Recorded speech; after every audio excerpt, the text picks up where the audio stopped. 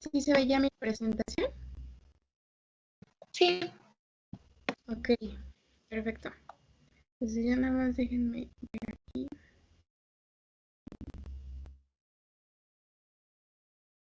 Listo. Bueno, vamos a ir con nuestro último tema de nuestro curso, que era un repaso, pero se convirtió básicamente en clases, ¿no? Digo, la idea sí era darles lo más general, pero no pude. O sea, de verdad estaba buscando darles nada más lo más conciso que pudiera, pero no pude y sí les quise dar todo así bien desarrollado, ¿no? Entonces, pues yo creo que también les sirvió mucho, ¿no? Para puntualizar muchas dudas y no nada más ver así una embarrada de las cosas, ¿no?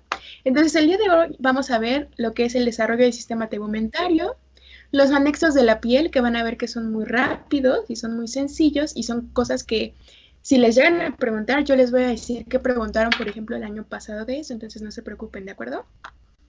Vamos a ir con sistema tegumentario. ¿Quién me dice de dónde deriva el sistema tegumentario?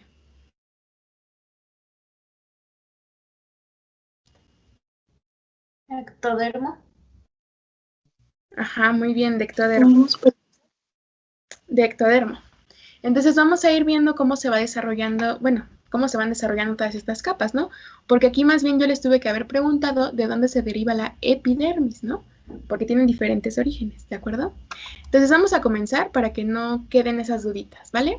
Primero vamos a ir por capas. Primero vamos a ver la epidermis y luego vamos a ver la dermis.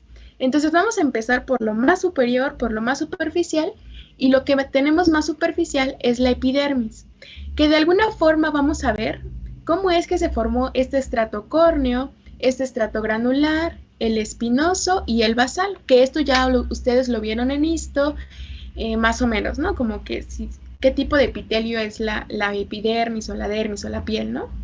Pero entonces vamos a ir viendo más o menos cómo se va desarrollando esto. Creo que todavía no lo ven muy general en histología, o sea, lo vieron como cuando vieron epitelios, pero entonces vamos a irnos dando una idea, ¿de acuerdo?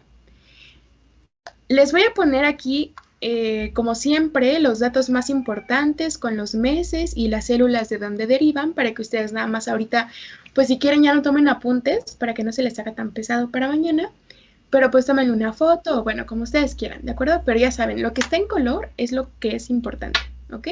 Y es lo que quizá les podrían llegar a preguntar, ¿ok? Casi nunca preguntan fechas de desarrollo, casi siempre preguntan el proceso. Pero pues quién sabe, ¿no? Con eso de que ahorita estamos en línea y así, no sabemos cómo lo vayan a hacer. Entonces, aquí lo que va a pasar es, ya sabemos, bueno, ya les puse en la diapositiva anterior, que nuestra epidermis va a ser un derivado del ectodermo. Y eso no se les tiene que olvidar. Epidermis es un derivado del ectodermo. Por eso se acuerdan que les dije que cuando teníamos una patología en sistema nervioso central, puede que el sistema tegumentario nos dé la localización. Porque si nosotros veíamos ese lunar negro con esas, como una bola de pelos a la altura de la médula espinal, donde estaba el defecto, era porque tanto la epidermis como el sistema nervioso central tienen un origen en el ectodermo y entonces cualquiera de estas afectaciones se ve reflejada en la misma zona, ¿no? Y esa era la razón. Y vamos a ver más adelante que el pelo es un derivado de la epidermis, que la epidermis viene de ectodermo. Entonces, como que todas estas estructuras se empiezan a relacionar entre sí, ¿no? Entonces, lo que vamos a tener es que en el segundo mes o al final del primer mes, dependiendo qué bibliografía consulten, vamos a tener que se van a formar células peridérmicas planas. Recordemos que esto es ectodermo, pero aquí ya lo vamos a ver en un enfoque de sistema tegumentario, ¿de acuerdo? Entonces, ya no vamos a ver cómo del ectodermo se formó esta sección de la piel, porque no tiene mucho sentido, sino que nos vamos a enfocar ya como tal a cómo se va desarrollando este epidermis. Entonces, tenemos una formación de células peridérmicas que aquí no se ven tan planas, pero que son planas, ¿de acuerdo? Estas sí ya se ven planas, ¿no? Entonces, lo que va a pasar aquí es, estas células de aquí abajo, que todavía veíamos un poquito rectangulares, van a ser nuestras células basales. Y a partir de aquí, todas las capas que veamos que se van a formar es porque estas células basales comenzaron a proliferar. Y entonces se multiplican y crean otras células, y es por eso que nuestra epidermis va formando como un epitelio estratificado, ¿de acuerdo? Porque son como muchas células encima de otra y encima de otra y encima de otra. Entonces, al final del segundo mes, estas células basales nos dieron como resultado estas células planas que las vamos a conocer como peridermo. Es muy importante saber qué es lo que le va a pasar al peridermo, porque vamos a ver que tenemos una patología asociada a el peridermo, ¿de acuerdo? ¿Qué va a pasar? ¿Cuál es la función de este peridermo? Aquí creo que el Arteaga y no me acuerdo qué otro libro nos dicen que su función es permitir el intercambio de agua, sodio, glucosa y líquido amniótico, pero nos dicen que esta función solo es en el segundo mes o al final del primer mes. Ya en etapas más posteriores, para lo único que nos sirve este peridermo, es decir, ya cuando estamos en un desarrollo fetal, para lo único que nos sirve este peridermo es como una barrera de separación entre el líquido amniótico y el feto, y ya no tiene ninguna función de intercambio. ¿Por qué? Porque vamos a ver que después se van a empezar a acumular más células entre este peridermo y esta membrana basal. Entonces va a perder esta función. Por lo tanto, esta función solo es cuando tenemos una única capa de células, ¿de acuerdo? ¿Qué vamos a tener después? Vamos a tener que estas células basales que tenemos en grisecito van a seguir proliferando. Y entonces al seguir proliferando, van a hacer que este peridermo se vaya más hacia la superficie. Es decir, esta última capa de células que vemos son el peridermo que ya fue desplazado. Y esta nueva capa de células que vemos son una nueva proliferación de la capa basal, pero vamos a ver que ya van a tener algo de diferente.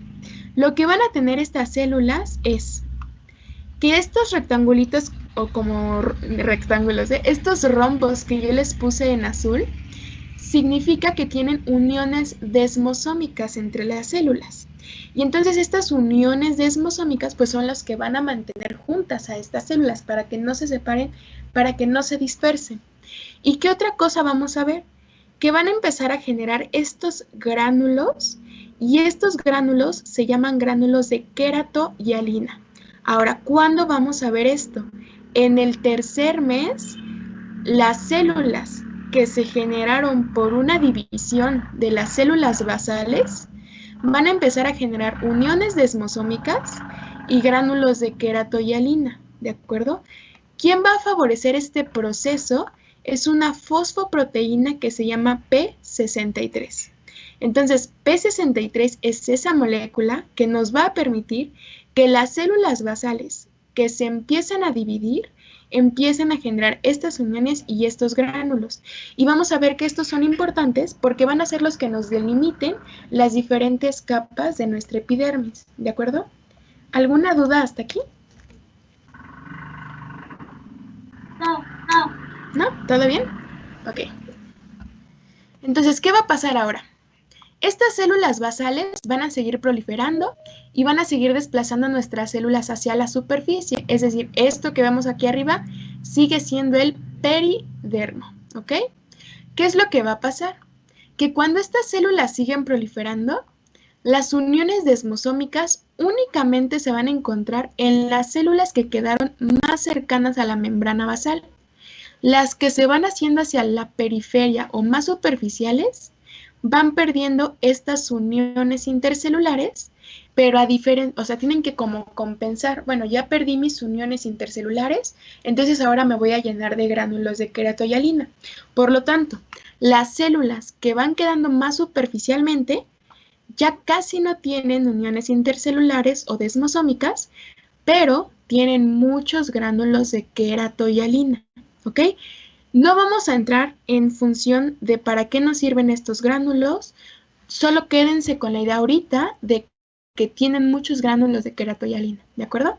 Eso lo van a ver en este sistema tegumentario. Ahora, estas células del peridermo, que quedamos que era peridermo, que eran las primeras que se formaron y que fueron las que se fueron desplazando poco a poco, lo que van a hacer es, están tan lejos de la membrana basal y están tan lejos de estas uniones desmosómicas, incluso están lejos de los gránulos de queratohialina. Por lo tanto, lo que va a pasar es que estas células van a empezar a perder su citoesqueleto.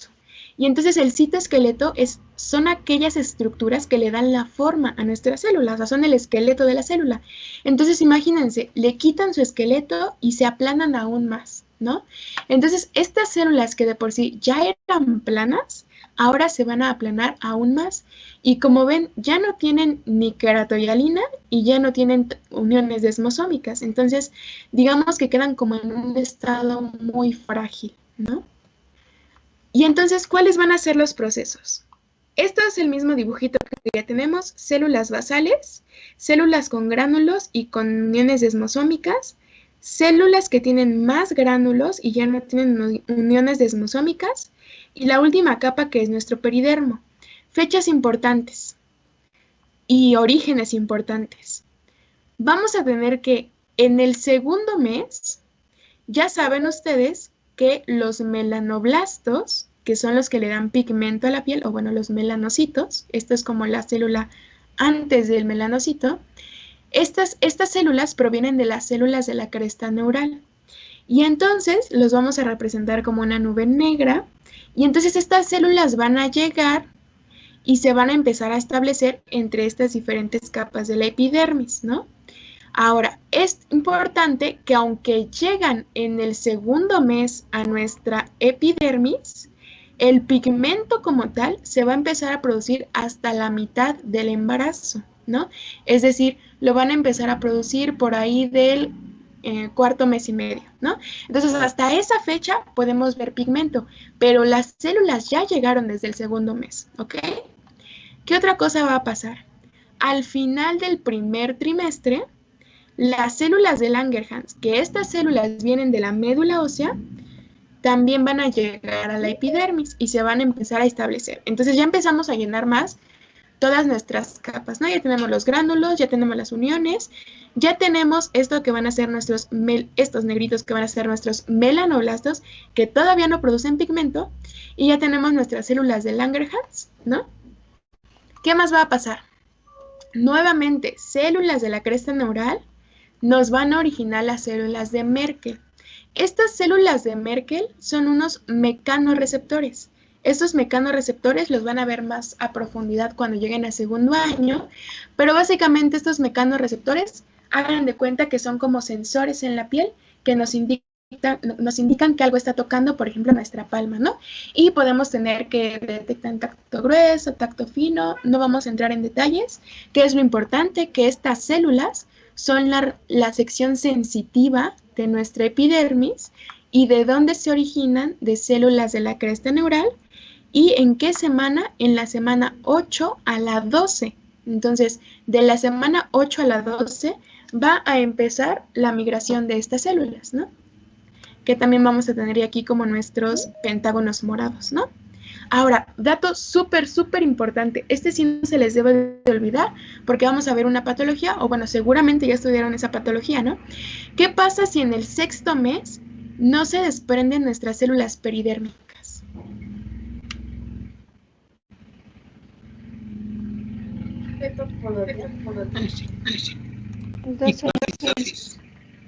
Ictiosis. Ictiosis. ¿Qué tipo de ictiosis? Porque tenemos 4 tipos. Coloboma. Coloboma. ¿Qué es un coloboma? No, pero Colodión, ¿ok? sí, colodión. Ajá, muy bien. Puede pasar, ¿no? En el examen te puede pasar eso, entonces, ojo ahí. Va, entonces vamos a tener una patología, la vamos a ver más adelante, ¿no? Ah, se regresó. Ok. Entonces, ¿alguna duda con esto, chicos? ¿No? ¿Ya se lo sabían? Va. Ahora, ya proliferó, ya llegaron las células que se van a establecer en nuestra epidermis, pero ahora estas, digamos, todas estas células y todos estos gránulos y todas estas uniones desmosómicas, los vamos a dividir como en diferentes estratos. Y entonces, ¿cuándo va a iniciar la diferenciación en diferentes estratos de la piel? En el 6º mes, ¿ok? Es decir, cuando aquí ya no debí de haber puesto el peridermo, porque en teoría en el 6º mes ya se desprendió.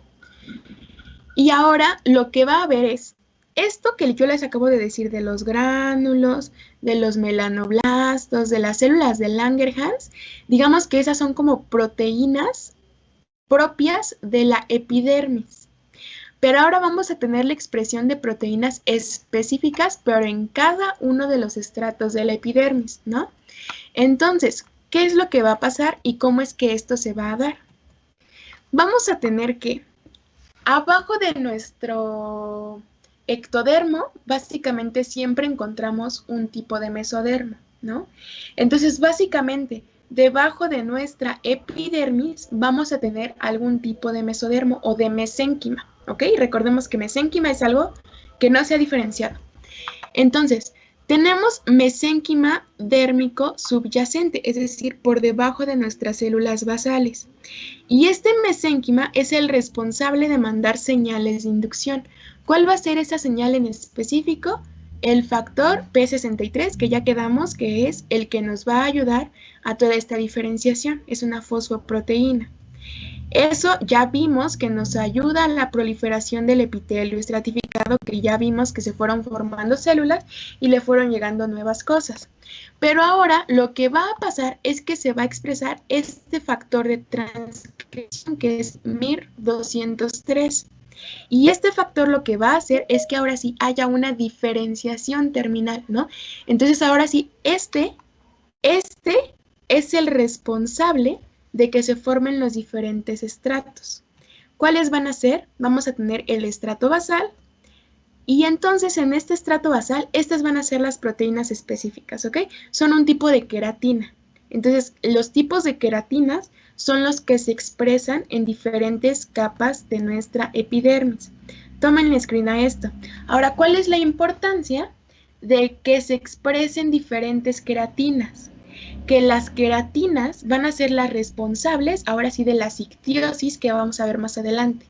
La ictiosis es un sinónimo de hiperkeratosis.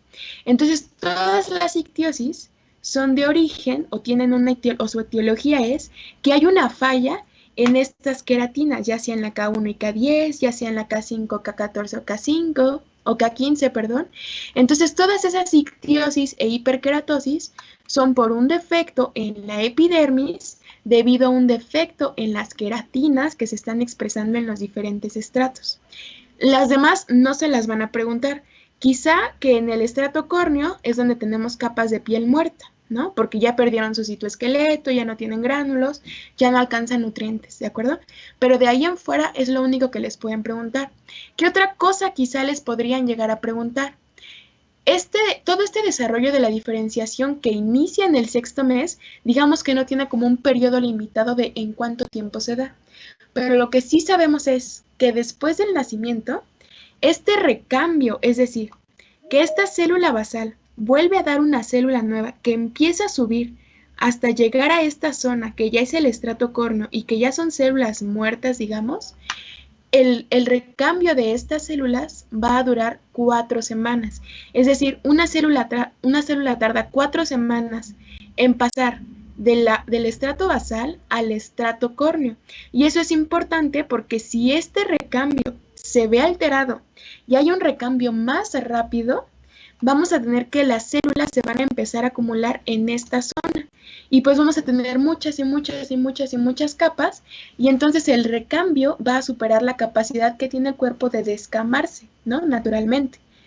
Y es cuando vienen otra vez las ictiosis, ¿no? ¿Y por qué? Por una mutación en las queratinas. Eso no se les olvida. ¿Alguna duda con este proceso? Yo sí. El estrato no se células. Ajá, mira, aquí cuando ya empezó la diferenciación, digamos que estas células del peridermo ya se desprendieron, ¿no? Las primeras células, porque el peridermo son las primeras células que se desprenden del estrato córneo, para que me entiendas, ¿no? Entonces ya después de esto, el estrato córneo siguen siendo células del epidermo, pero digamos que son como las que se van recambiando por esta proliferación. Pero el peridermo solamente es la primer capa de células que se desprende. Si eres a tu pregunta, es que creo que se me trabó un poquito. Pues aquí ya no hay en esta etapa. No, aquí ya no tienes peridermo. ¿Por qué? Porque tu peridermo se perdió en el 6º mes. Y la diferenciación inicia en el 6º mes, cuando ya perdiste peridermo. Sí, gracias. Sí, de nada. Jess, creo que se escucha el audio con eco porque estás compartiendo tu audio. Al momento de compartir el video, creo que puede ser eso.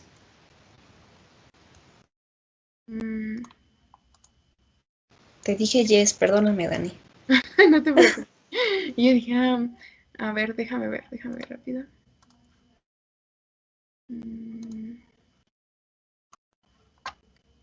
No lo estoy compartiendo. ¿Quién sabe? Todavía tenemos que descifrar Teams, ¿verdad? Bueno, ¿alguna otra duda con esto? ¿No? Ok. Vamos a seguir. Entonces, esto es lo que tienen que saber, no hay que saber otra cosa, son las fechas importantes, lo del peridermo quizás es lo más importante, lo de que después de que ya el bebé nació, el recambio es cada 4 semanas y que si no hay un recambio cada 4 semanas es por una mutación en la queratina, en uno de los estratos, no importa en cuál. Si uno se afecta, todos se afectan y ya, no hay que saber otra cosa, derivan del ectodermo quizá, pero de ahí en fuera no hay otra cosa que les puedan preguntar en realidad. Ahora, vamos a tener algo que se llama crestas y surcos epidérmicos. ¿Estos para qué nos sirven? Para darnos nuestras almohadillas, es decir, nuestras huellas dactilares, ¿no? Y es súper interesante cómo se forman. Hagan de cuenta que todavía no ven cómo se desarrollan las extremidades, pero hagan de cuenta que cuando empieza a crecer nuestro bracito, se empiezan a formar los huesos, los metacarpianos, se empieza a extender la cresta ectodérmica apical, que es lo que nos da el brazo. Eso lo vamos a ver en el siguiente bloque, pero lo importante es que imagínense que aquí ya tenemos un esbozo de la mano, ¿no? Ya se dividió en las falanges, y entonces lo que va a pasar es que a las 6 semanas y media, esta epidermis se va a empezar a engrosar, y sí, efectivamente vemos que los deditos están como gorditos, ¿no? Y específicamente en la región ventral. Entonces estas como bolitas que ustedes ven como pegadas a los dedos son engrosamientos de la epidermis y se van a llamar almohadillas palmares, ¿de acuerdo? Entonces estas almohadillas palmares se formaron por un engrosamiento de la epidermis. ¿Qué le va a pasar ahora a estas almohadillas? Van a empezar a crecer y a crecer y a crecer, y su máximo desarrollo lo van a tener a las 7 semanas y media, ¿de acuerdo? Ahora, otro dato importante quizá, que a las 8 semanas se forma el pliegue tenar, a las 9 semanas se forman los pliegues de flexión de los dedos. No estoy tan segura si esto es de este bloque o del siguiente, pero pues para que de una vez lo tengan, ¿no? Ahora, dato muy, muy importante, que a las 10 semanas y media comienza la regresión de estas almohadillas. Entonces, digamos que tú tienes una almohada con mucho relleno, pero te aburres porque te queda muy gordita la almohada y entonces le empiezas a sacar el relleno a esa almohada. Y entonces cuando le empiezas a sacar el relleno a esa almohada, se empieza como a arrugar y se empiezan a formar pliegues, ¿no? Porque ya no tiene relleno. Y eso es lo que pasa aquí, que a las 10 semanas y media estas almohadillas palmares regresan y cuando regresan nos van a formar al final del 5º mes algo llamado crestas epidérmicas, que las vamos a poder ver aquí en esta imagen. Vean cómo se ven estas crestas. Esto que ustedes ven aquí es lo que en un futuro nos va a formar nuestras huellas dactilares.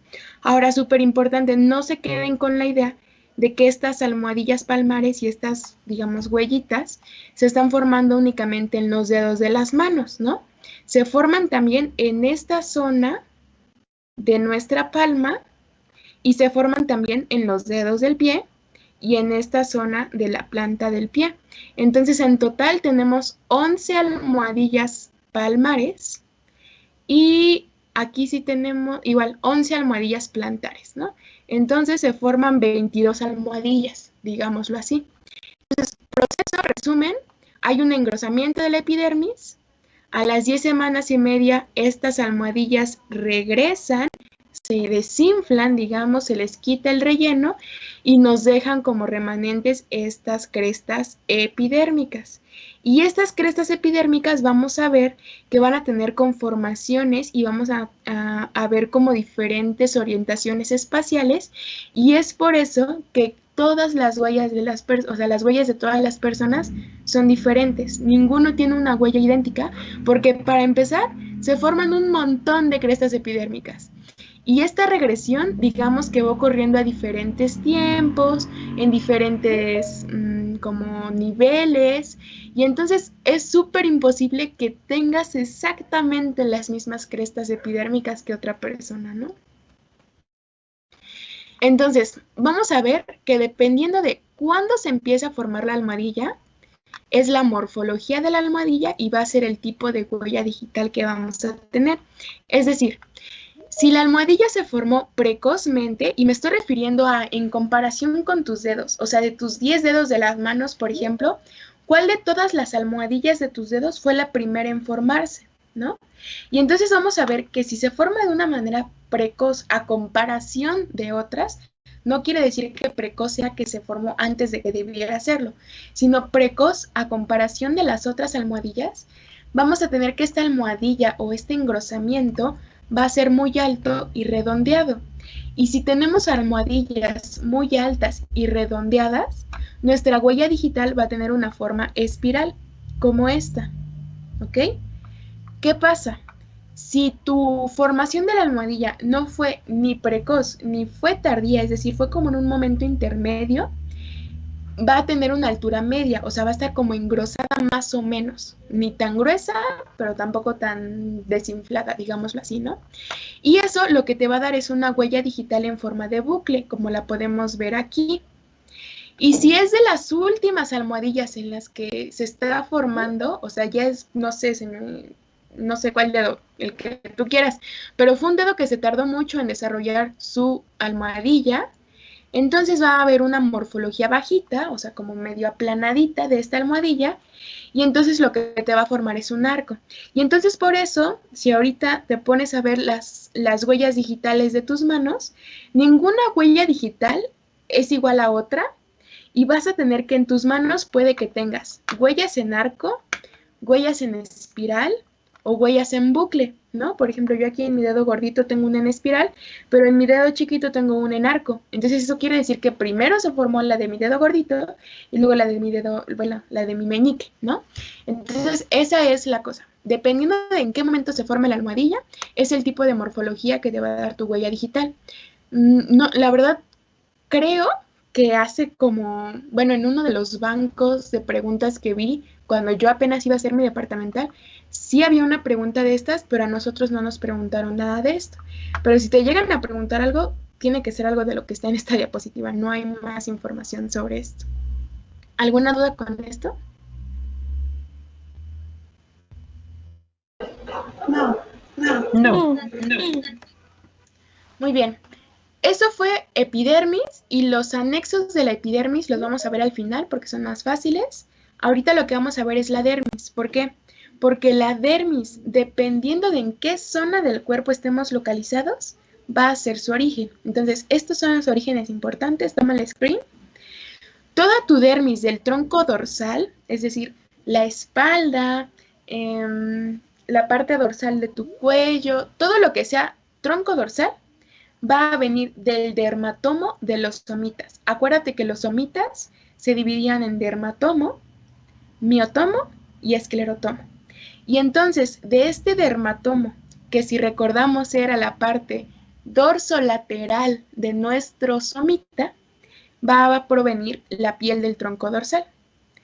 Ahora, la piel del tronco ventral, de la parte lateral del cuerpo y de todas tus extremidades, tanto superiores como inferiores, va a provenir de mesodermo somático lateral, ¿de acuerdo? Y por último, tu dermis de la cara, del cráneo y de la región anterior del cuello va a provenir de células de la cresta neural craneal, ¿ok? Entonces, esos son los orígenes de la dermis.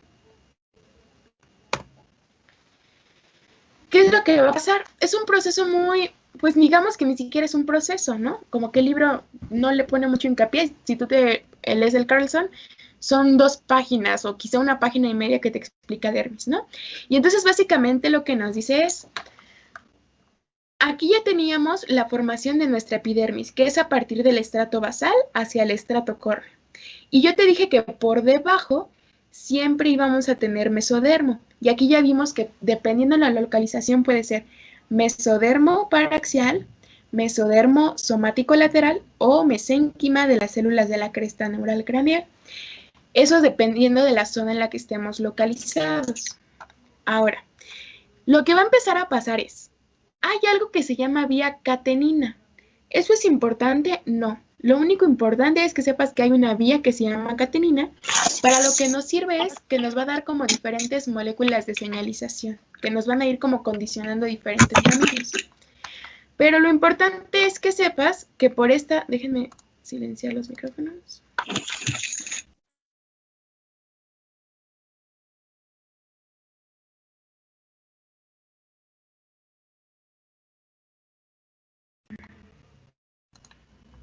Ya. Lo que tienes que saber de aquí es que por esta vía es como se van a empezar a diferenciar y se va a determinar que estas células se van a convertir en la dermis. Entonces, molécula número 1 importante, WNT. ¿Por qué? Porque, por ejemplo, si estamos hablando de nuestro mesodermo paraxial, lo que va a pasar es WNT llega a este dermatomo, que es la región dorsolateral de nuestro somita, que así se llama dermatomo, y entonces lo que va a hacer es que este dermatomo se empiece a acercar hacia el ectodermo, es decir, como que lo llama, hey, dermatomo, ven, ¿no? Y entonces el dermatomo, cuando se empieza a acercar al ectodermo por inducción de WNT, estas células del dermatomo van a empezar a expresar una molécula que se llama dermo1, y es muy fácil suponer que si expresan dermo1, se van a diferenciar en células de la dermis. Estos son los datos que traté de extraer del capítulo, que digamos que es lo más importante y lo más representativo del desarrollo, que en el tercer mes, células de la dermis se van a empezar a diferenciar en fibroblastos, van a empezar a tener matriz celular de colágeno tipo 1 y tipo, ahí creo que es tipo 3, Álvaro, si me corriges, porfa. ¿O si es tipo 2? Bueno, ahorita Álvaro nos confirma. Y fibras elásticas. Entonces, importante, fibroblastos, colágena y fibras elásticas. Porque es muy, muy importante esto. Aquí estoy casi segura que es tipo 3 y se me borró el 1. ¿Por qué? Porque vamos a tener una enfermedad asociada a la ausencia o mutación en la colágena. ¿Alguien me puede decir cuál es esa enfermedad?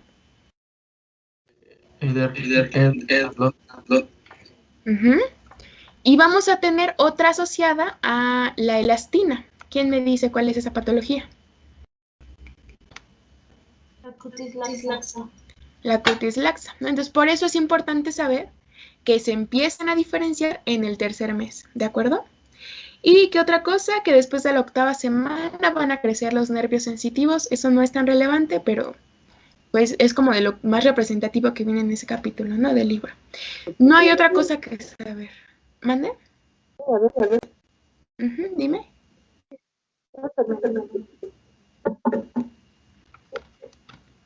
No te escucho bien tu micro. Oye, ¿Qué enfermedades dije ahorita? Ah, sí, en la colágena vamos a tener que es Ehlers-Danlos. Ahorita la vamos a ver más adelante en las patologías, no te preocupes. Y en las fibras elásticas es cutis laxa. Ah, ok. Sí, Álvaro, te pregunté, es que aquí estoy casi segura que es colágena tipo 1 y 3. Sí, es tipo 3. Sí, ¿verdad? Sí, Es que sí, me faltó el palito del número 3, pero sí es tipo 3 para que no lo vayan a copiar así. Bueno, ahora, Eso de verdad es lo único importante que deben de saber de la dermis, aparte de lo que les voy a decir ahorita, que yo creo que es lo más representativo y que quizás son cosas que a veces damos por hecho y que nunca razonamos. Y es que nos dice que hay una importancia entre las interacciones entre la dermis y la epidermis, ¿no? ¿A qué me estoy refiriendo con esto? Que cuando viene la epidermis a diferenciarse y cuando viene la dermis a diferenciarse, tiene que haber forzosamente una interacción entre estas dos capas para que se puedan, digamos, diferenciar en lo que realmente nos van a dar. ¿A qué me quiero referir con esto? Por ejemplo, en la piel cabelluda, pues tiene que crecer pelo, ¿no? Pero ¿quién le va a decir? Y vamos a ver que el pelo es un derivado de la epidermis. Pero ¿quién le va a decir a epidermis? Oye, epidermis, estamos en piel cabelluda, necesito que hagas pelo. Eso se lo va a decir la dermis. ¿Quién le va a decir a la epidermis? Oye, necesito que me produzcas glándulas sebáceas. Bueno, eso se lo va a decir la dermis. ¿Quién le va a decir? Oye, aquí no puede haber pelo. Eso se lo va a decir la dermis. Y entonces ahí, ¿de qué depende la diferenciación de la epidermis de la dermis? ¿No? Lo voy a volver a repetir. ¿De qué depende la diferenciación de la epidermis en las diferentes zonas del cuerpo? Depende de su interacción con la dermis, ¿ok? Eso es muy, muy importante. No depende de las moléculas, no depende de los genes, depende de la interacción con la dermis. Y esa interacción es la que hace que ahora sí se empiezan a expresar diferentes genes, ¿no? Pero en realidad esta es la interacción inicial. ¿Cómo se supo? Si tenemos epidermis y dermis separados y no interactúan, no se van a diferenciar. Se quedan como epidermis y como dermis. Y más aún, se quedan como ectodermo, porque la epidermis viene del ectodermo, y como mesodermo. Entonces no hay una interacción, no va a pasar nada. ¿Qué es lo que se vio? Imagínense que nosotros juntamos, en un experimento obviamente, ectodermo abdominal, es decir, epidermis que va a estar en la región abdominal, y la juntamos con mesodermo de la planta del pie. Dijimos que la epidermis depende de la dermis. Entonces, si la dermis dice, estamos en la planta del pie, necesito que me hagas epidermis de la planta del pie, este ectodermo que originalmente pertenecía al abdomen va a terminar diferenciándose en piel de la planta del pie.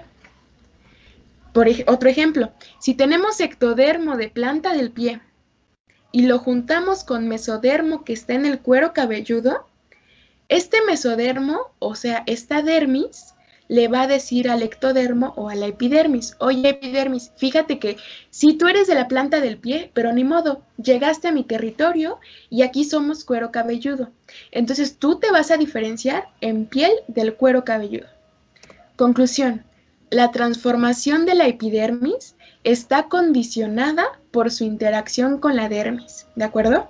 La dermis es la que determina qué es en lo que se va a diferenciar esta epidermis, ¿ok? ¿Alguna duda con esta idea? ¿O quieren que la repita? Todo bien. ¿Sí? Ok, entonces, si les llegan a preguntar esto, porque de verdad luego se sacan unas preguntas bien locas, ¿no? Así como de, la diferenciación de la epidermis depende de, y te ponen 3 opciones, ¿no? El gen WNT, la molécula dermo1, o la interacción con la dermis, y tú dices, no, ¿cómo la interacción con la dermis? No, o sea, tiene que ser un gen. No siempre es un gen, ¿de acuerdo? Muchas veces esta diferenciación depende de las estructuras suprayacentes que hay en nuestro proceso de diferenciación. Entonces no se queden con la idea de que siempre una molécula o un gen son los responsables de las diferenciaciones, ¿va? Ok, eso es lo único que vamos a ver de dermis. Y ahora vamos a ver los derivados epidérmicos, que recordemos que son de origen ectodérmico. ¿Quién me dice los 3 derivados epidérmicos que vamos a ver? Pelo. Glándulas. Pelo, uñas y glándulas mamarias, y también vamos a ver otro tipo de glándulas, pero esas las vamos a asociar al pelo, ¿no? Entonces, básicamente estos son los 3 derivados importantes, vamos a ir viendo cada uno. En este esquema se resume todo lo que tienen que saber del pelo, bueno, casi todo lo que tienen que saber de la formación del pelo, porque digamos que esta es la formación, pero después vamos a ver que el pelo tiene un ciclo, y ahí les voy a decir cuál fue la pregunta de nuestro departamental sobre ese tema. Entonces, aquí tenemos a nuestra epidermis y aquí tenemos a nuestra dermis. Lo que va a pasar es, dijimos que la dermis siempre va a ser la que induzca los cambios en la epidermis.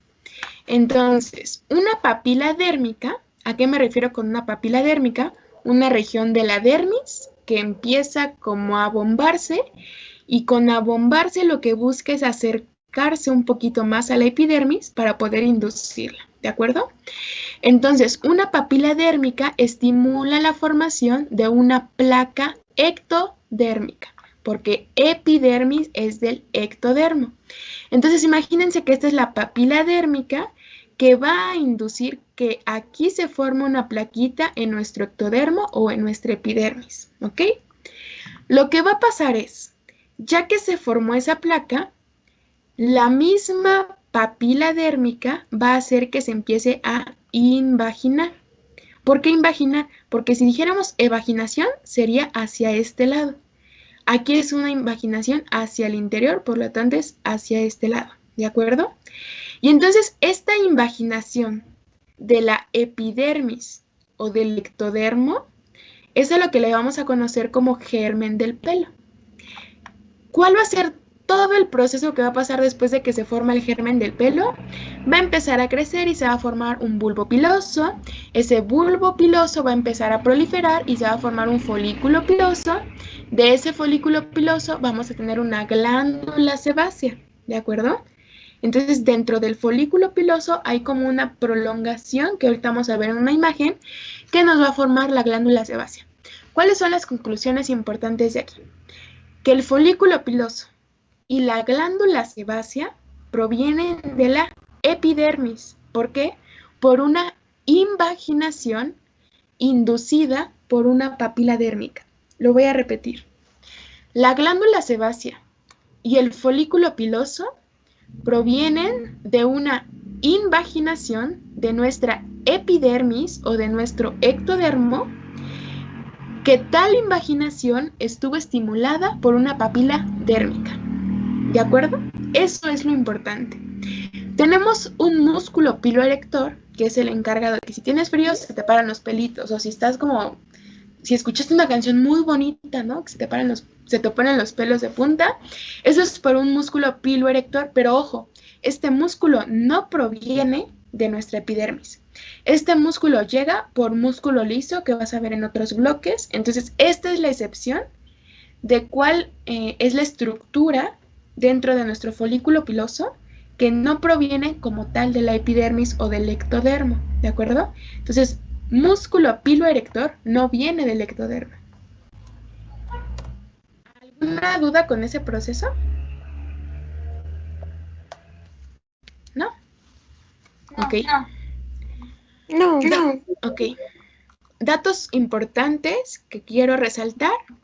En el 5º mes empieza la síntesis de tricohialina para formar el pelo. ¿Por qué es importante esta tricohialina? Porque también tenemos una patología asociada. ¿Quién me dice cuáles son las 2 patologías asociadas a defectos en la tricohialina?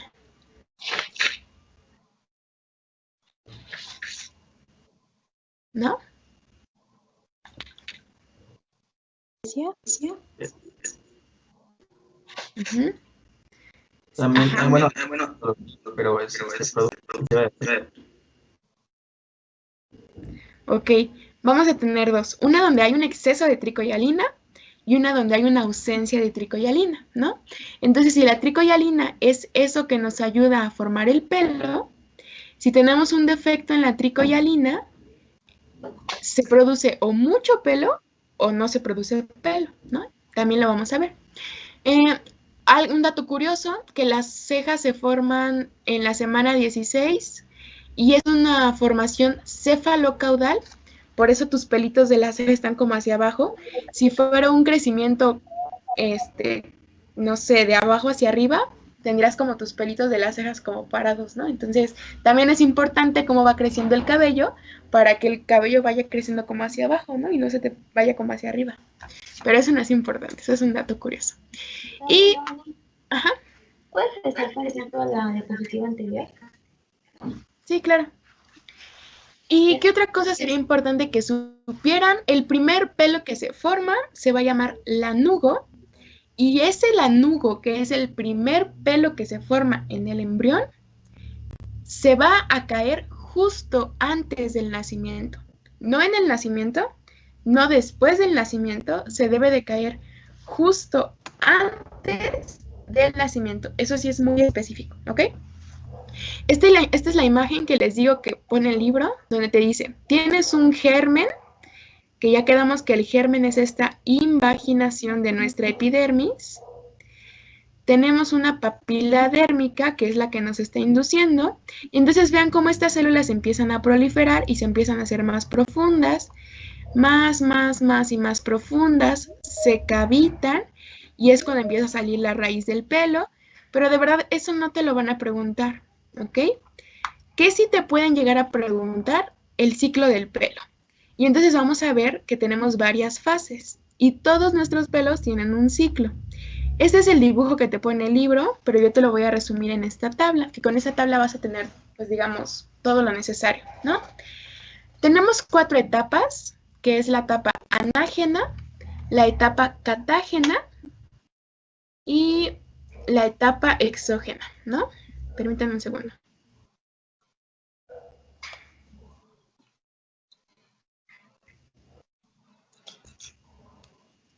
Ahora,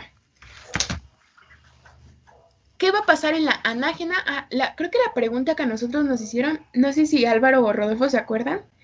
No me acuerdo qué etapa nos preguntaron, pero de verdad sí nos preguntaron la etapa del pelo, el ciclo del pelo. Entonces, no me acuerdo cuál nos preguntaron, pero sí nos preguntaron como, ¿es la etapa en la cual se da, creo que era la regresión. Ajá, nos preguntaron, ¿es la etapa en la que se da una regresión del crecimiento del pelo, ¿no? Y entonces esa es la etapa catágena. Entonces tómenle foto a esta tablita por si se las llegan a preguntar. Y a la duración, ¿cuál es la etapa que dura más años? La anágena, ¿no? La exógena, ¿por qué no dura? Porque es cuando se cae. Y pues cuando se cae, nada más se cae y ya, ¿no? Entonces, eso es lo importante. Ok. No hay nada más que saber de aquí. ¿Ya le tomaron screen? ¿Ya le puedo cambiar? Sí. Ahora, algo súper importante, no todos los pelos están en la misma etapa al mismo tiempo, porque imagínense que todos crecieran al mismo tiempo y todos se cayeran al mismo tiempo, nos quedaríamos lampiños, ¿no? En un momento. Entonces, todos los pelos tienen, o sea, uno ahorita está en etapa anágena, otro ahorita está en etapa catágena y otro está en etapa teló, así, ¿no? En diferentes etapas para que no todos se te caigan al mismo tiempo, ¿va? Ok, siguiente derivado, las uñas. Esto va a ocurrir al final del tercer mes. Estos son los 3 procesos importantes que debes de saber. Número 1, se forman engrosamientos epidérmicos en la superficie dorsal y van a formar algo llamado campo unguial primario. ¿Qué me quiero referir con esto? Estas células que tú estás viendo en azulito son tu epidermis. Se van a empezar a engrosar y entonces esto que tú ves aquí más engrosado, bueno, no se ve tan engrosado, ¿verdad? Pero esta región que tú ves aquí es tu campo unguial primario.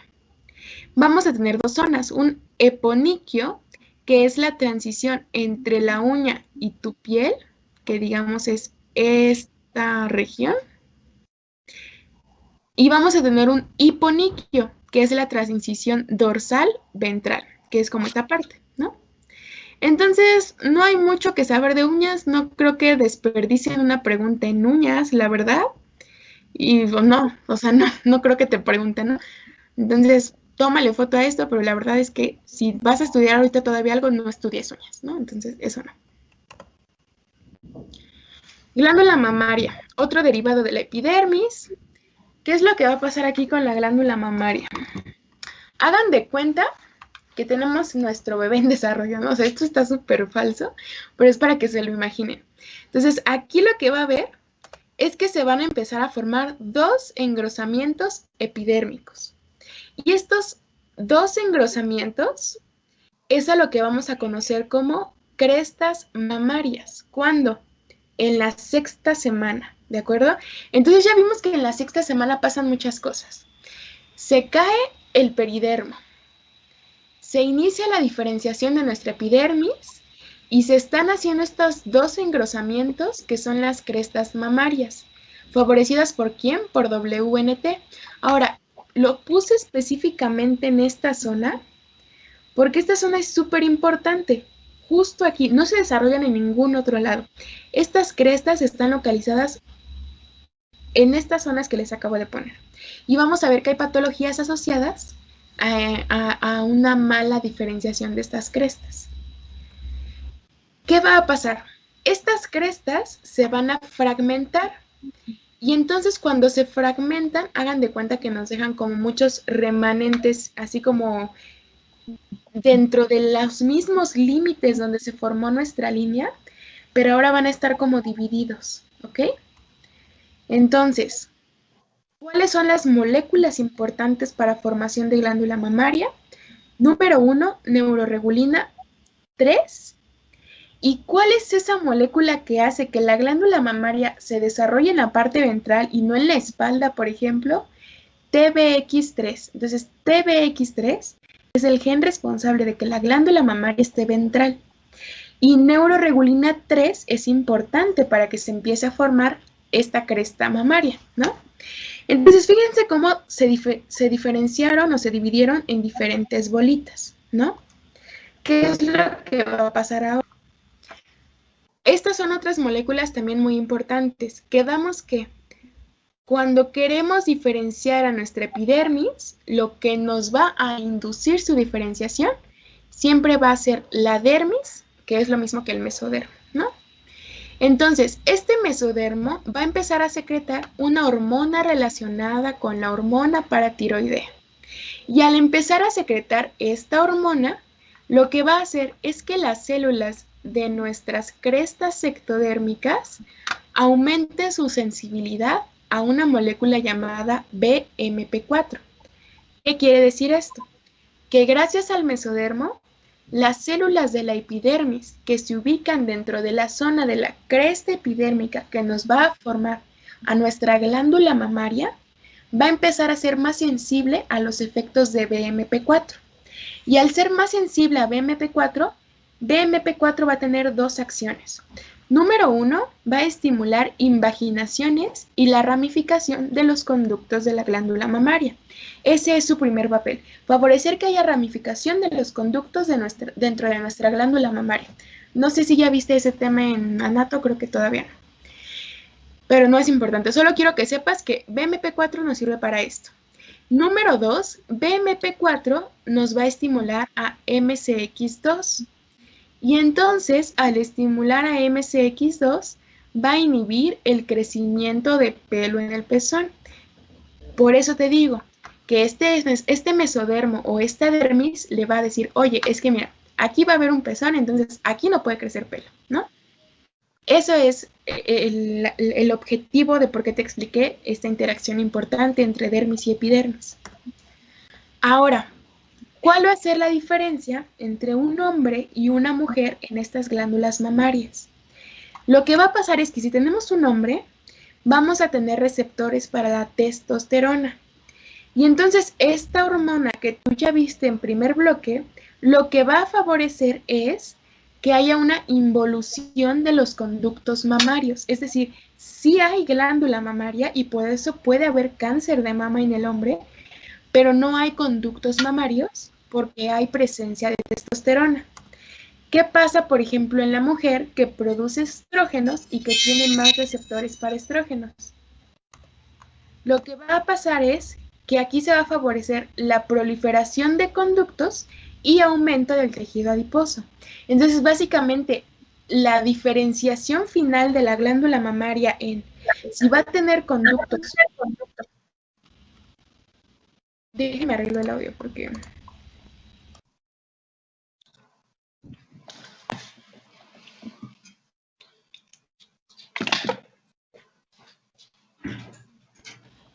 Porque no sé por qué se escucha eco.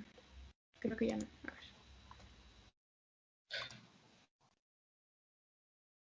Vale. Entonces, esta diferencia entre si va a haber ramificaciones en los conductos o no, es únicamente por estas hormonas, testosterona y estrógenos. Es lo que nos va a dar la diferencia, ¿de acuerdo? ¿Alguna duda con este desarrollo, chicos, a lo largo del tema? Porque es lo único que vamos a ver del desarrollo. Dani, ¿me puedes regresar tantito a la diapositiva pasada? La del bebé. Gracias. Es TBX3, ¿verdad? Sí, TBX3. Yo creo que si el departamento viera mis presentaciones con bebés de plástico, diría como, híjole. Va. Listo, gracias. ¡No! Ah, sí. Okay. ¿Ya le puedo cambiar? Tenía una pregunta. Uh-huh. Es que me hicieron un predepartamental, bueno, mis doctores, y me preguntaron algo sobre la relación de la testosterona y, bueno, las glándulas. Me ponían como un caso clínico en donde decía que había una mujer que tenía, pues, como muy poquito desarrollo de las glándulas mamarias, que tenía como vello, o sea, como características masculinas. Entonces, bueno, yo consideré que, porque decía la pregunta, ¿qué parte, bueno, qué mecanismo se altera en esta paciente? Y entonces, bueno, yo consideré que se altera, bueno, estaba alterado porque había exceso de testosterona, pero pues me dijeron que estaba mal y que era porque había presencia de testosterona, algo así, no entendí la verdad. A ver, ¿era un paciente masculino o femenino? Era un paciente femenino, pero Okay. o sea, tenía como características masculinas y bueno, mi doctor me puso qué proceso está alterado y luego me dijo que estaba alterada la presencia de testosterona o algo así. No, que estaba alterada la ausencia de testosterona. O sea, lo que estaba mal es que había testosterona. Ajá, algo así, pero bueno, es que él lo justificó diciéndome que lo normal en la mujer es que no haya mucha testosterona y que estaba alterada esa ausencia de testosterona, algo así, pero como que no entendí. Ok, bueno, de acuerdo. Ustedes, bueno, la hormona que nos ayuda a diferenciar, por ejemplo, todo el aparato genital masculino, lo que nos da la apariencia, por ejemplo, en los hombres de que los músculos estén más hipertrofiados, de que sus complexiones físicas sean un poco más gruesas que de las mujeres, lo que nos ayuda, por ejemplo, en los espermatozoides a su diferenciación, todas esas características propias del hombre están dadas por la testosterona. Y todas las características de la mujer, por ejemplo, el ciclo sexual, ¿no? Que vimos que la primera etapa del ciclo sexual es la etapa estrogénica, está favorecida por los estrógenos. ¿A qué otra cosa nos ayudan los estrógenos? Por ejemplo, en la lactancia hay una mayor producción de estrógenos y por lo tanto puedes producir prolactina para producir leche para tu bebé. Entonces, la testosterona se asocia con características del hombre. Y los estrógenos se asocian con características de la mujer. Normalmente, en una mujer no debería haber testosterona. ¿Qué pasa si en la mujer hay receptores para la testosterona y aparte se está produciendo testosterona? Que nos va a empezar a dar características, por ejemplo, de un hombre, ¿no? Entonces, por eso tu caso clínico decía que había un exceso de vello, porque normalmente la testosterona favorece la aparición de diferente vello, ¿no? Como en los hombres tienen un poco más de vello que en las mujeres, ¿no? Y entonces, si lo vemos en este aspecto de la glándula mamaria, la testosterona lo que hace es que hay una involución de los conductos mamarios. Entonces, si esa mujer tenía receptores para la testosterona y empezó a activar esos receptores porque empezaron a unirse testosteronas a los receptores, digamos que esta glándula mamaria no evoluciona y no se ramifican los conductos, porque aquí como te lo puse en el dibujo, lo normal es que la testosterona en los hombres haga involución de los conductos mamarios, pero si tú tienes testosterona en la mujer va a haber involución de los conductos mamarios. Por eso la respuesta a esa pregunta que te decía que en la mujer que tenía diferentes características, exceso de vello, y no sé si tenía alguna afectación en la glándula mamaria, es porque en lugar de haber estrógenos, estaba habiendo testosterona, y entonces tiene como facies tipo hombre, ¿no? Y no tiene glándula mamaria desarrollada. Esa era la respuesta, por eso era correcto eso. Que el fallo es que en la mujer no debe de haber testosterona. Ok. ¿Sí quedó? Si no, me mandas... Bueno, sí, si no, te lo vuelvo a explicar. ¿A alguien le quedó alguna otra duda? ¿No? Tengo una pequeña. Perdón, la neuroregulina 3 no tiene nada que ver con el del sistema nervioso central, ¿verdad? Esas son otras neuroregulinas, ¿verdad? Sin... no. O sea, lo que pasa aquí es que esta molécula en específico, en esta zona del... Porque acuérdate que estamos hablando de ectodermo, ¿no? Entonces sí, probablemente hay otra neuroregulina, no me acuerdo dónde. ¿Me puedes recordar dónde hay una neuroregulina? Es que creo que en el desarrollo del sistema nervioso para la diferenciación a neuronas es la 1 y la 2, creo. Pero Sí. no sé si... ¿No se refería a la neurogenina? Ah, cierto. Es lo que te iba a decir. Esas son neurogeninas, ¿no? Y esta neuroregulina 3, esta sí es específica de glándula mamaria. ¿Y por qué se llama neuro? Porque recordemos que epidermis viene de ectodermo, ¿no? Y tubo neural viene de ectodermo, entonces quizá por eso se llamen así. Pero sí, la otra es neurogenina 1 y 2. Y aquí es neuroregulina. Va, muchas gracias. Es que me había confundido completamente. Gracias. Sí, no te preocupes de nada. ¿Alguien tiene alguna otra duda, chicos?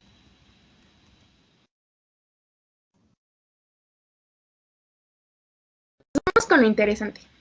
Vamos con las patologías, ¿no? Son poquitas, no se preocupen.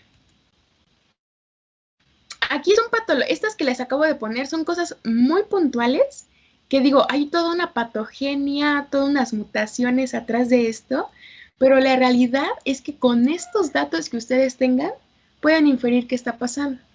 Entonces, atriquia. ¿Se acuerdan que les dije que la molécula que nos ayudaba a diferenciar el cabello era la tricoyalina? Y entonces si teníamos una ausencia de esa proteína, pues entonces vamos a tener ausencia de pelo. Ahora, algo importante quizá es que la mutación es en el gen HR. No creo que les pregunten eso, pero el punto es que atriquia significa que no hay pelo, ¿no? Entonces vean, los bebés nacen sin pelo y no les crece.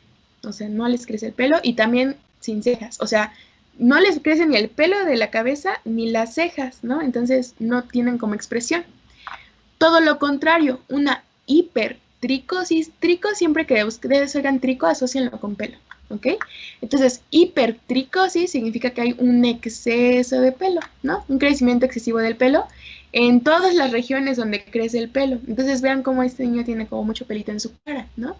Y por ejemplo, antes, en la Edad Media, en esos tiempos donde todavía no se sabía qué es lo que pasaba, pues es cuando empezó a surgir lo de los hombres lobo, ¿no?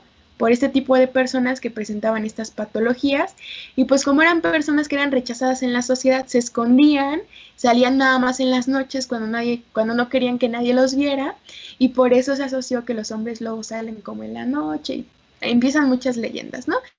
Pero en realidad es una enfermedad causada por una mutación en la proteína responsable del crecimiento del pelo, ¿de acuerdo?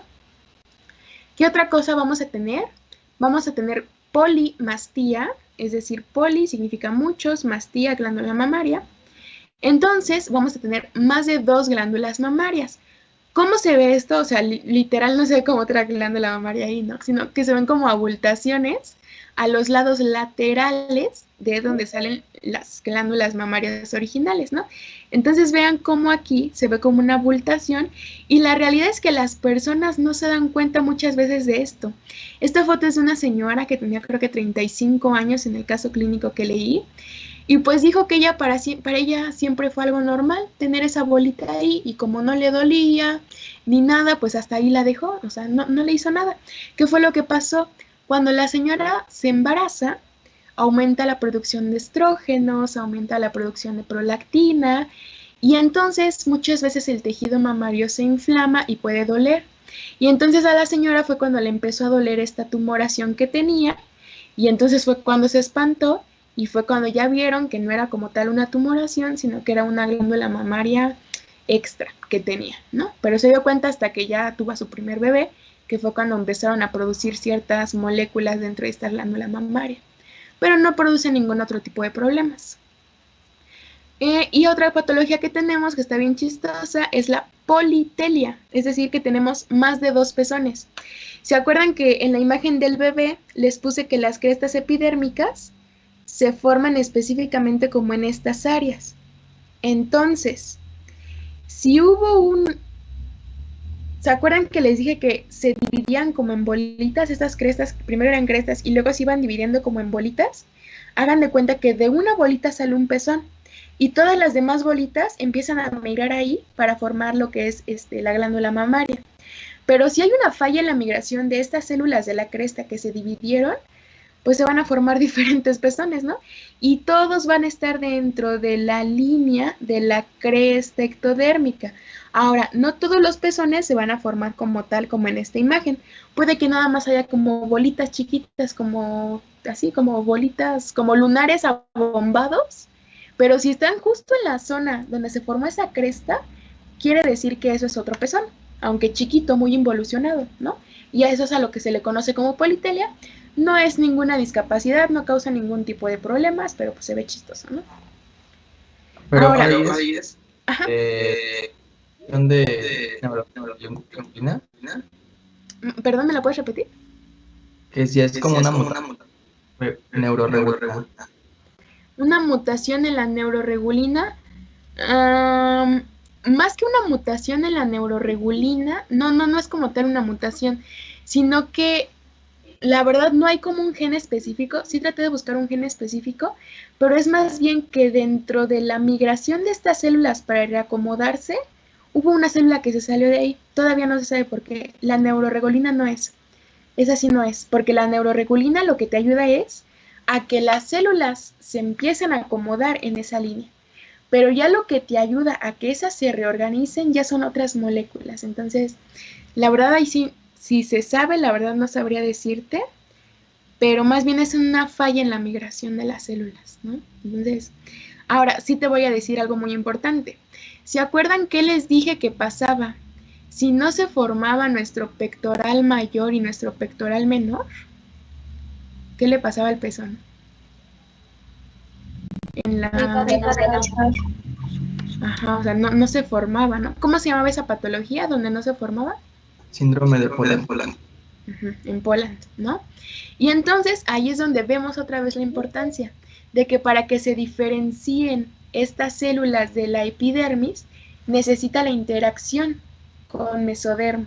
Entonces, si llegaron esas células de la epidermis a esta zona y no encontraron músculo y no supieron dónde estaban, pues entonces no forman el pezón, ¿no?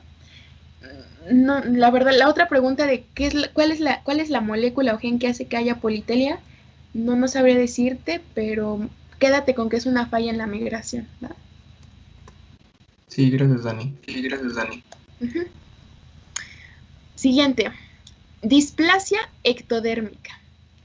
Displasia ectodérmica se va a referir a afectaciones en los derivados del ectodermo.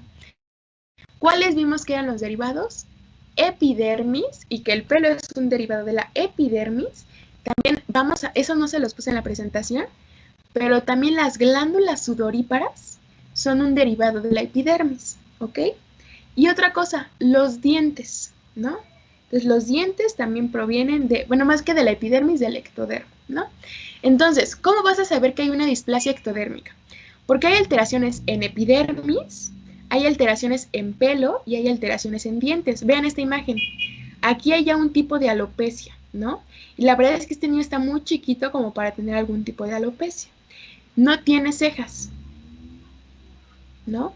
¿Qué otra cosa? Los dientes de estos niños tienen como formas picudas o hipoplásicas y están muy separados porque no se están formando correctamente todos los dientes, ¿no? Ahora, ¿qué otra cosa podemos ver? Si estamos hablando de una displasia ectodérmica, recordemos que nuestro tubo neural viene del ectodermo. Recordemos que nuestra adenohipófisis viene por una evaginación de nuestro epitálamo. No, viene por una... No, no es cierto, perdón. Que nuestra adenohipófisis también proviene del ectodermo. ¿Quién me recuerda de dónde viene la adenohipófisis? Aprovechando. Del estómago. Del estomodeo, de acuerdo. Entonces, si tenemos una afectación de nuestro ectodermo, también se va a estar afectando nuestra adenohipófisis. Y nuestra adenohipófisis secreta muchas hormonas que nos ayudan al crecimiento. Entonces vamos a tener pacientes que son chiquitos, o sea, que son de talla baja, ¿no?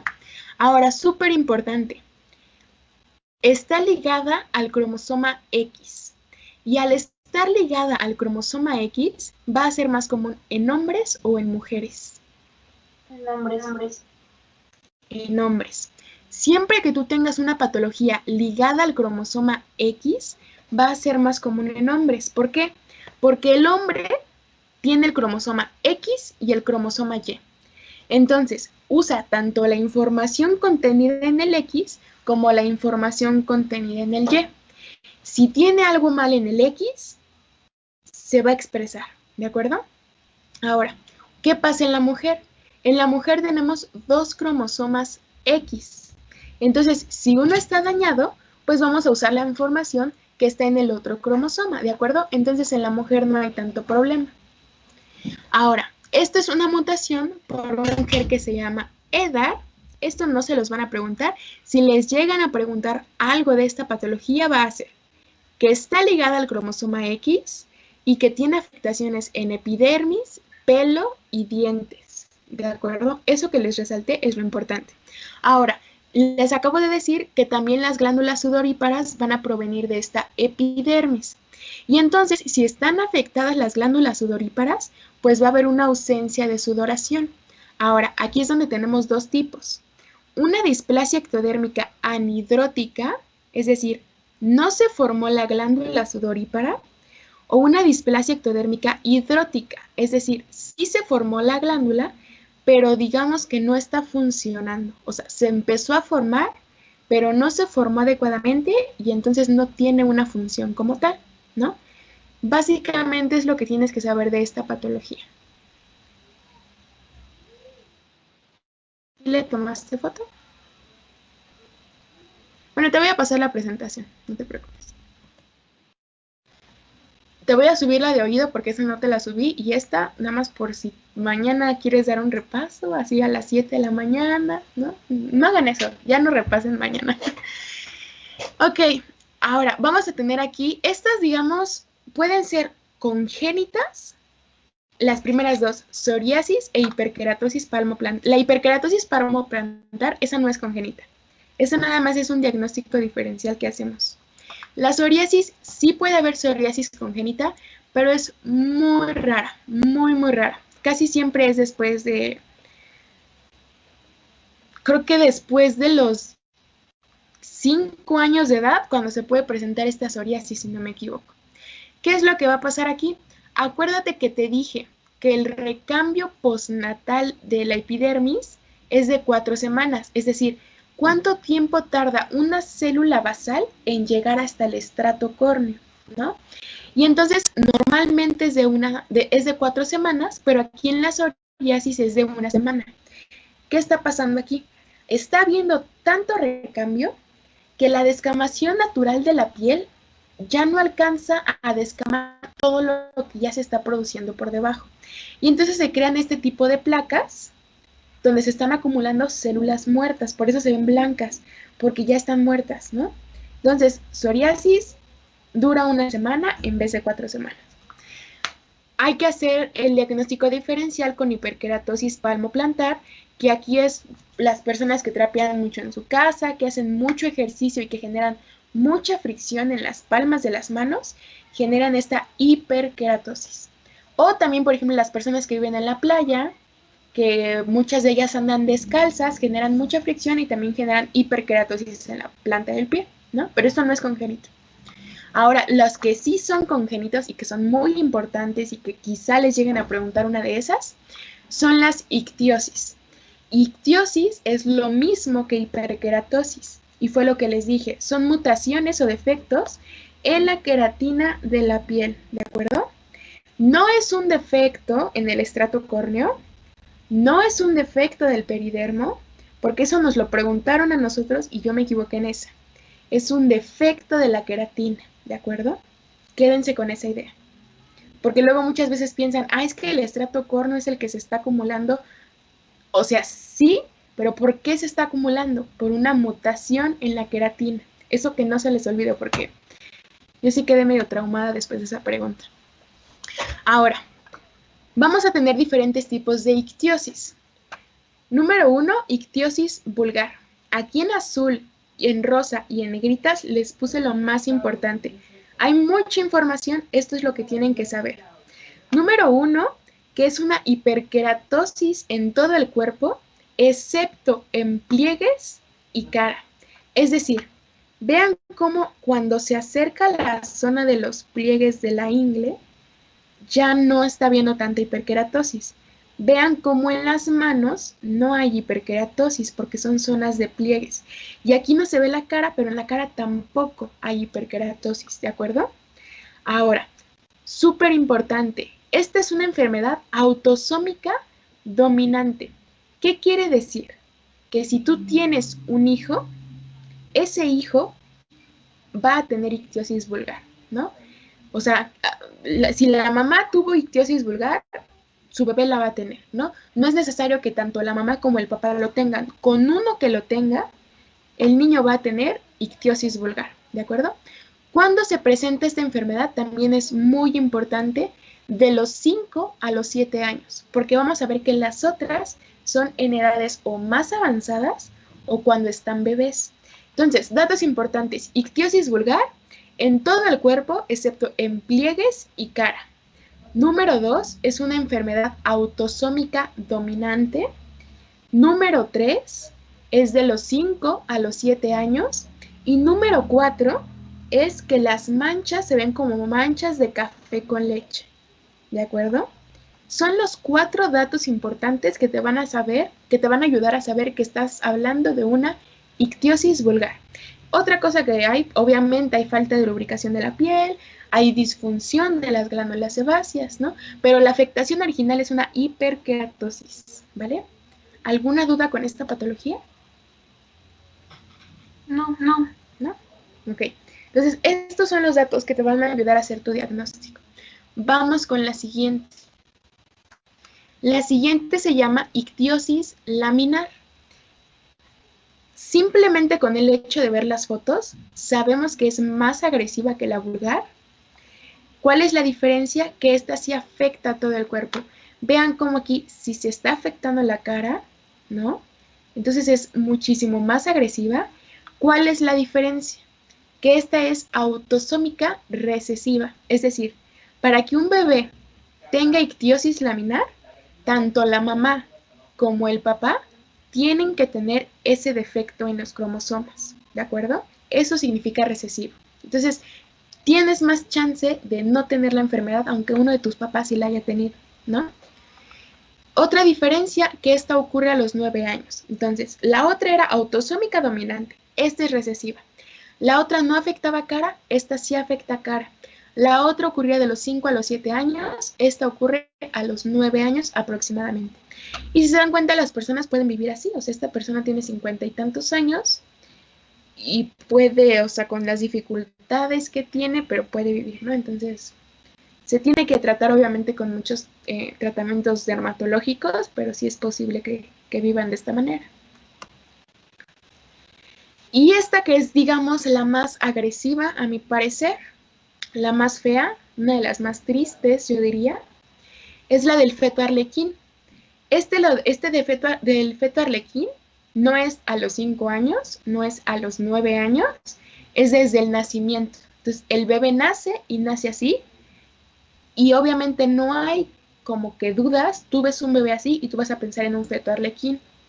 Nuevamente, es una enfermedad autosómica recesiva.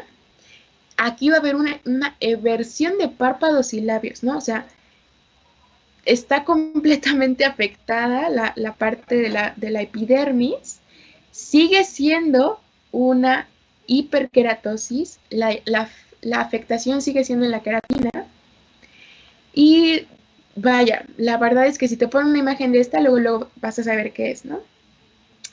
Ahora, su esperanza de vida es muy corta, viven de semanas hasta los 3 meses, pero el video que ya no te puse porque mi internet murió, pero que te lo voy a mandar por Teams o por Telegram, es un video de una niña que tiene 22 años y que fue un feto arlequín, ¿no? Entonces, para que veas cómo hay casos excepcionales que sí pueden sobrevivir, pero es muy difícil, la verdad es muy difícil. Entonces, ¿cuál es la diferencia? Que el feto arlequín sigue siendo una ictiosis o una hiperkeratosis, pero que este es en el nacimiento. Y esta es la del peridermo, ¿no? ¿Cuándo se caía el peridermo? ¿En qué mes? Al sexto. Al sexto mes. Entonces, si el peridermo no se cae, ve cómo se ve como una piel que la cubriste con un tipo de plástico celofán, ¿no? Como medio estirada, muy brillosa. Ve este bebé igual como se ve la piel muy, muy brillosa, ¿no? No lo confundas con un feto arlequín. Aquí no hay eversión como tal de los párpados, aunque se ven como inflamados, pero no hay eversión. Y no hay esa formación de placas, sino que la piel se ve muy brillosa, ¿no? Una complicación del niño colodión es, como no se desprendió el peridermo, acordémonos que la diferenciación de la epidermis se da después de que se desprende el peridermo. Como aquí no hubo un desprendimiento adecuado, puede que se afecten las capas subyacentes y entonces se afecte la queratina y la mayoría de estos bebés desarrolla ictiosis laminar, que es la que, que es la que no respeta la cara, ¿no? Que sí se puede presentar en la cara. Entonces, digamos que es como la complicación, pero lo inicial es que no se cayó el peridermo y eso es lo importante que tienes que saber. Si ves piel brillosa, es un niño colodión. Vámonos con las últimas 3. Albinismo generalizado. Aquí es más por un defecto. Acuérdense que dijimos que los melanoblastos llegaban a la epidermis en el segundo mes y empezaban a producir pigmento a la mitad del embarazo, ¿no? Pero ¿qué pasa si los melanoblastos llegan a la piel o a la epidermis en la segunda semana, pero no producen melanina? A eso se le va a llamar albinismo generalizado, es decir, hubo una correcta migración, pero por falta de una enzima que se llama tirosinasa, hagan de cuenta que la melanina viene de un aminoácido llamado tirosina. Entonces, si no hay esta enzima llamada tirosinasa, que no produce la tirosina, que no cambia la tirosina por melanina dentro de los melanocitos, pues entonces no va a haber coloración. Entonces, básicamente, albinismo generalizado sí migró, pero no produce melanina. Es una enfermedad autosómica recesiva y pues no produce melanina en ningún lado. Entonces también el iris, que tiene melanocitos, pues va a estar claro o de color rojo. Y el color rojo es por la presencia de los vasos sanguíneos, ¿no? Pero va a estar muy claro. Entonces, esto es albinismo generalizado. Sí migró, pero no produce melanina. Y esa va a ser la diferencia con el albinismo localizado. Aquí lo que va a pasar es que sí producen melanina, pero las células no migraron a ciertas regiones específicas. Entonces, sí hay melanina, pero las células no migraron a todas las zonas que debían de migrar. Y entonces, aquí es donde lo asociamos con el síndrome de Waardenburg, donde no hay una correcta migración de las células de la cresta neural y por lo tanto hay albinismo localizado, ¿no?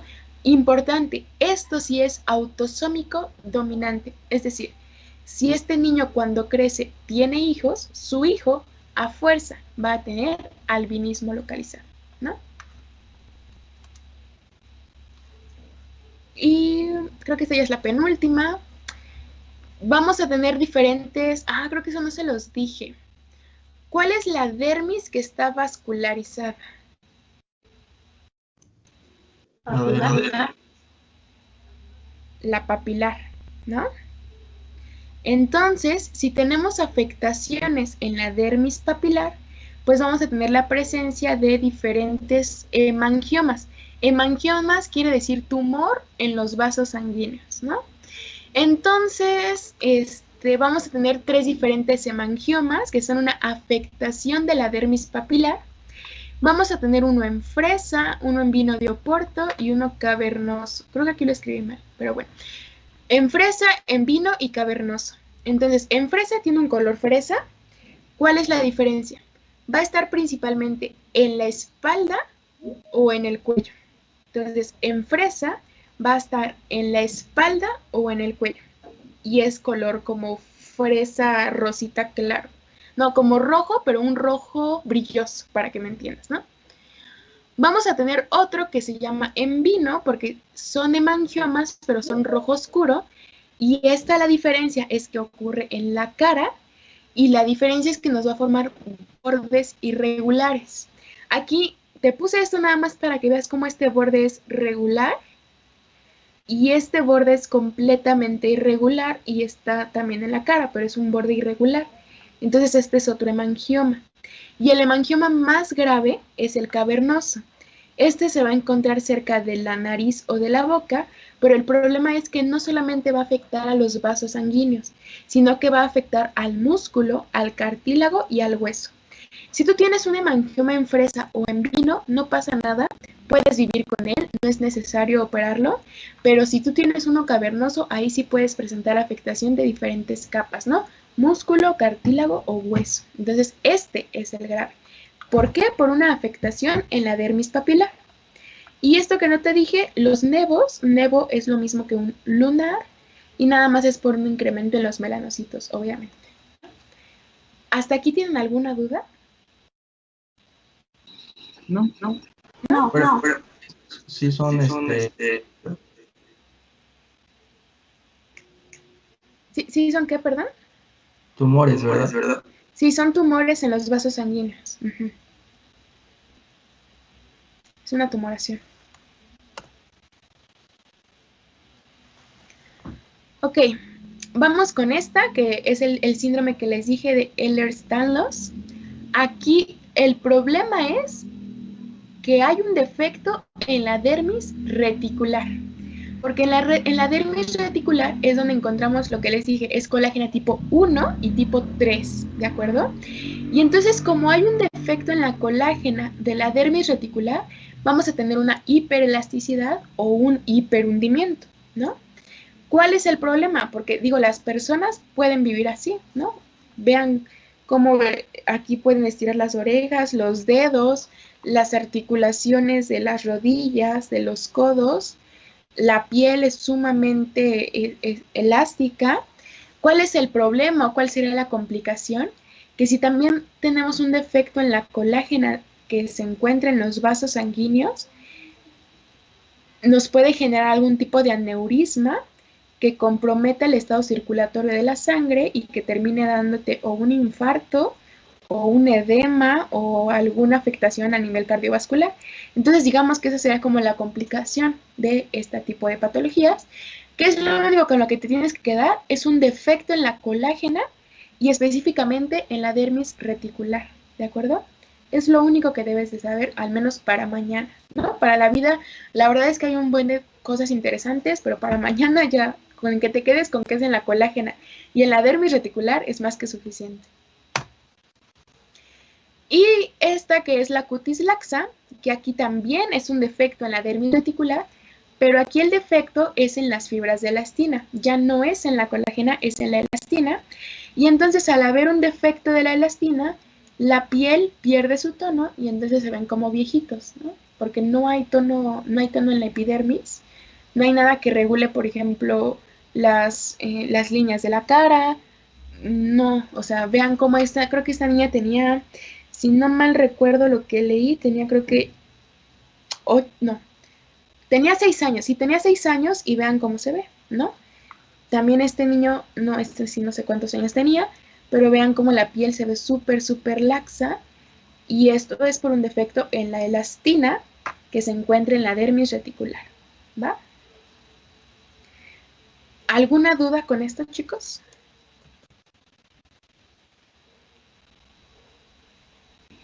No,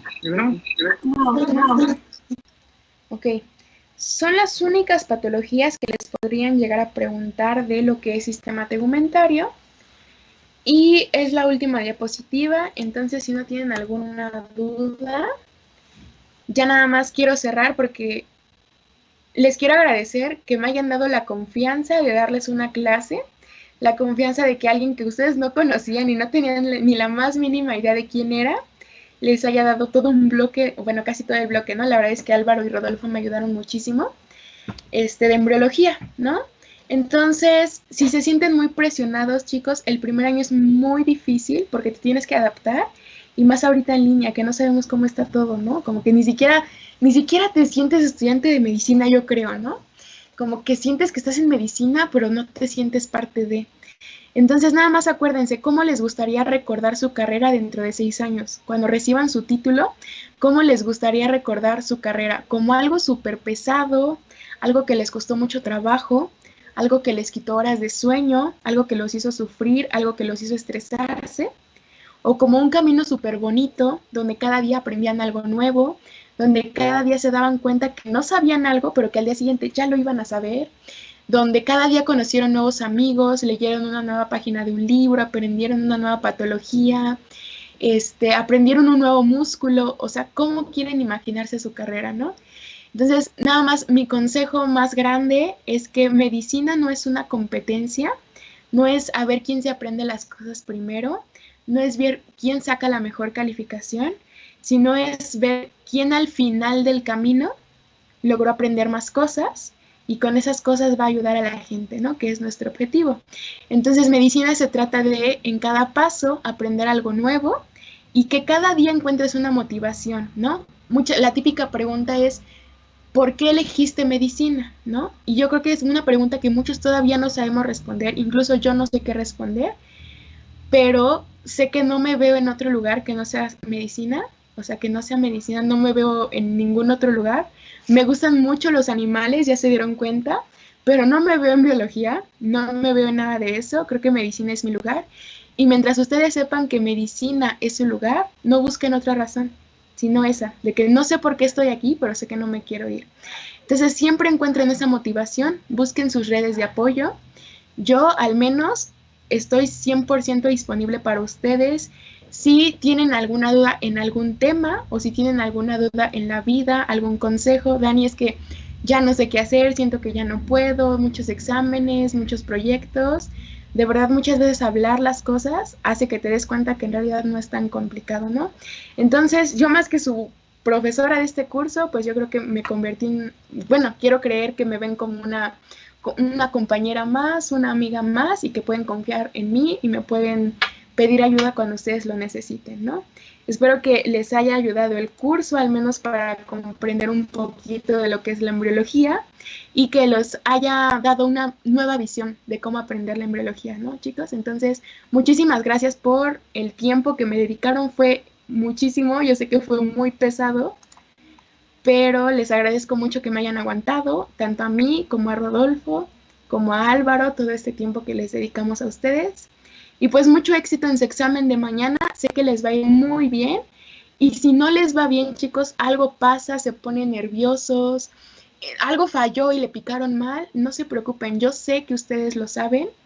Y aunque quizá no tengan un 10 perfecto, al menos quédense tranquilos de que esto les va a servir mucho para su futuro. Entender este tipo de procesos va a hacer que sean excelentes médicos, ¿no?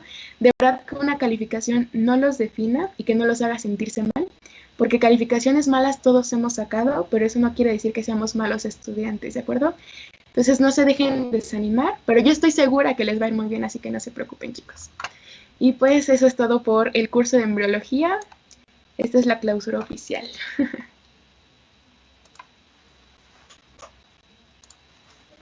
Muchas gracias. Muchas gracias. Muchas gracias.